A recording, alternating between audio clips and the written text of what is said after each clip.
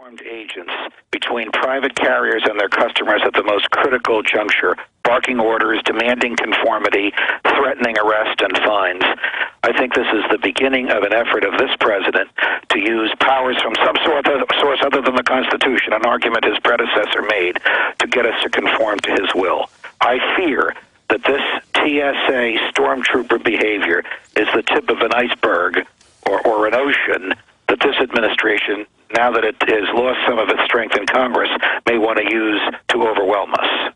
Well, we know, and you were critical of George Bush and the police state things he carried out. Obama's continued the torture, the wars, in some cases expanded some of the extraordinary rendition, the enhanced interrogations, but because he's got a leftist cover, the left has been in a coma dealing with it.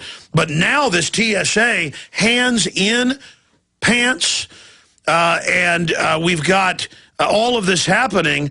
I mean, it really does show their lust to dominate us and to basically break those taboos. And you're right. They've announced they want TSA scanners on the streets. They're already beta testing it at train stations. TSA's been searching people's bags without warrants for years in New York. So you're right. I mean, this is something they want to roll out nationwide. You know, the most specific part of the Constitution, the one that provides the most details as to what the government may and may not do, is the Fourth Amendment, which establishes the right to privacy, the right to be left alone. And it basically says the right of the people to be secure in their persons houses papers and effects. In their persons, meaning their bodies. And the Supreme Court has ruled in some cases with which you and I agree and in some with which you and I disagree. Nevertheless, it has uniformly ruled that you own your body.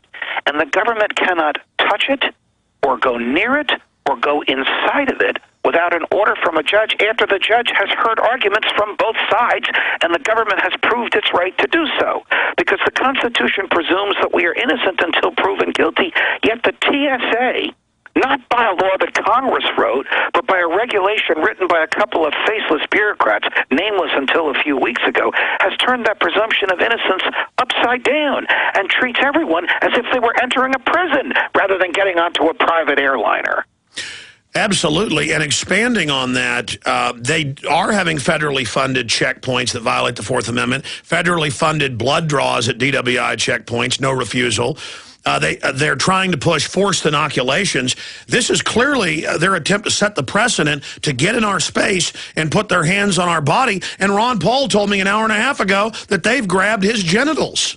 I did not know that, and Ron was on with me last night. Ron made an argument which was purely Jeffersonian in its brilliance and its simplicity. Well, tell us about that when we come back, Judge. I want to hear that, but I want to go further. I want to ask you as a judge, as a constitutional scholar, not just the Fourth Amendment. Am I wrong in saying this violates 9th and 10th? We've got a federal power grab that, even sworn peace officers of the state can't stick their hands down your pants without an emergency or a warrant.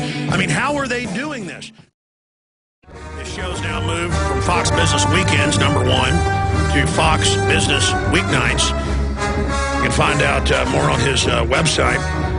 He's going to have Jerome Corsi on tonight. We'll find out what's coming up on his show tonight. I love seeing Fox promote somebody like Napolitano because he tells the truth. He's a constitutionalist. He was against Bush when he was pushing tyranny. He's against Obama when he's pushing tyranny. He talks about the New World Order.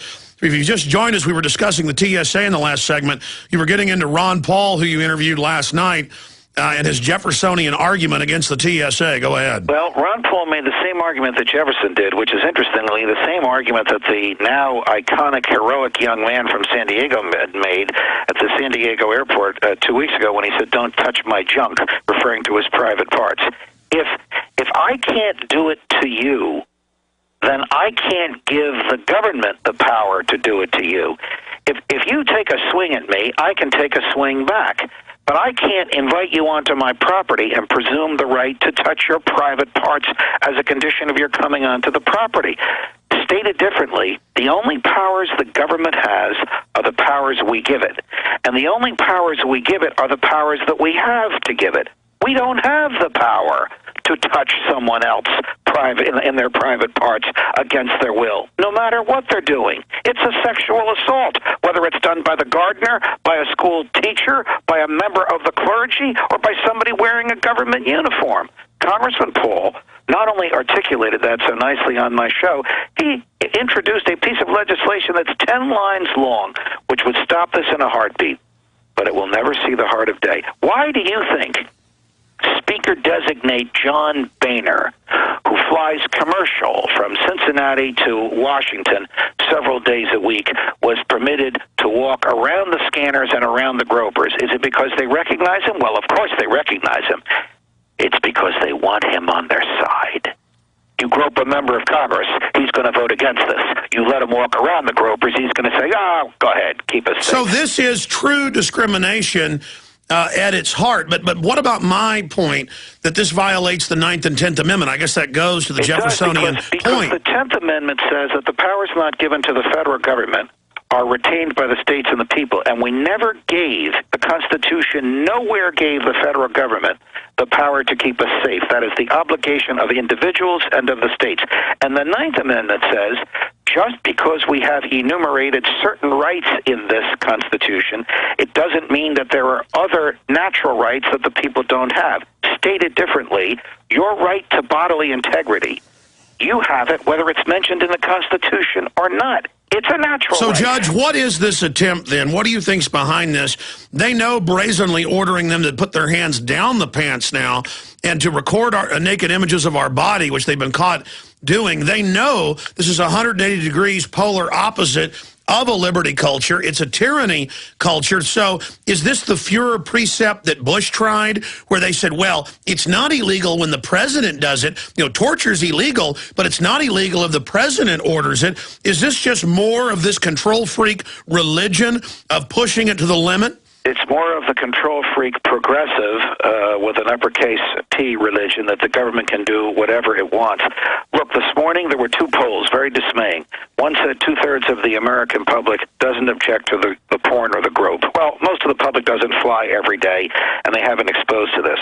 But the more terrifying one is that 53% of Americans think the government is operating outside the Constitution and aren't doing anything about it. If the government is operating outside the Constitution, it's time to change the government. I mean, that's about as reckless a thing as you can be. The Constitution equals the rule of law. If the government is not obeying the rule of law, how can it impose laws upon us? The problem with the Boehner exception to the TSA, should they make an exception for Madonna or Derek Jeter or somebody else that's well known? They're making exceptions to the rules on the spot. That is a power that is not theirs to have. Only the Congress can make law, and it can only do it after a legitimate debate and a vote by the people's representatives. So it's judge, jury, and executioner. I think the establishment's going to lose this fight. I mean, I really see this becoming a focal point of people's anger in general. You know, I agree with you, Alex, and I've seen some people that I'm surprised to see on our side. Former Senator Rick Santorum, who almost always sided with big government, sounded like Alex Jones this morning. Peter King, Republican congressman from Long Island, who always sides with security, said the TSA has become the enemy of the American people. Congressman John Micah, who wrote the TSA legislation, says we have to change this immediately.